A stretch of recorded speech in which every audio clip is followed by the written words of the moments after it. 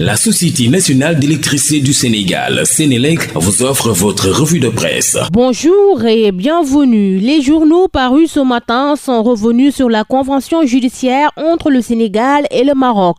Réumi Quotidien nous apprend que les députés ont adopté hier en plénière à l'unanimité le projet de loi autorisant le président de la République à ratifier la convention entre le gouvernement du Sénégal et le gouvernement du Royaume du Maroc sur l'assistance aux personnes condamnées. Bien des questions ont été soulevées. Il s'agit de la corruption dans le dépôt de visa, celle de Mbayang Diop, détenu en Arabie Saoudite, relate le journal. L'Assemblée nationale donne son feu vert selon la formule du soleil. Signée depuis 2004, la convention pourra désormais être ratifiée par le chef de l'État. Le ministre Yassine Fall annonce des discussions avec les autorités de la Mauritanie sur les cas des Sénégalais expulsés de ce pays voisin. Dans Vox Populi, le président Diomaye a donné un avis favorable sans observation. Le président de l'Assemblée nationale, El Malick Ndiaye, annonce la commission technique le 21 mars et la plénière le 2 avril. Comme exposé des motifs, Amadou Ba clarifie l'intention du législateur originel et le champ d'application du texte. Le journal Enquête de dire que hier, les députés du PASTEF ont réclamé le rapatriement des insulteurs de la diaspora. Mola Morgun et compagnie dans le viseur. Le durcissement du régime face aux critiques soulève des questions sur les limites de la démocratie. Dans les colonnes de Sud Quotidien, la ministre de l'Intégration africaine et des Affaires étrangères précise et déclare: cette loi ne vise pas Macky Sall. Le quotidien d'informer qu'après la loi portant transfèrement des condamnés, les deux pays en discussion sur de nouvelles conventions pénales et d'extradition. Pour Thierno Alassane Sall, PASTEF veut protéger ses militants et livrer les autres, dit-il dans le quotidien. À la page 5 de l'AS, les députés ont soulevé une question importante concernant la situation des ressortissants sénégalais détenus à l'étranger, notamment à cause de non-détention de cartes de séjour. Les députés réclament la réciprocité des visas. Mansour Faye bloqué à l'aéroport de Dakar. Vox Populi nous apprend que la paire accuse le pouvoir de dérive dictatoriale, dénonce un coup de force perpétré par un pouvoir aux abois. Ousseynou Ly et Waly Diouf Bodian répliquent durement après le coup de gueule de Mansour Faye et de Marième Faye Sall. Dans le même journal, Mimi Touré raille: pas de air yoleku pour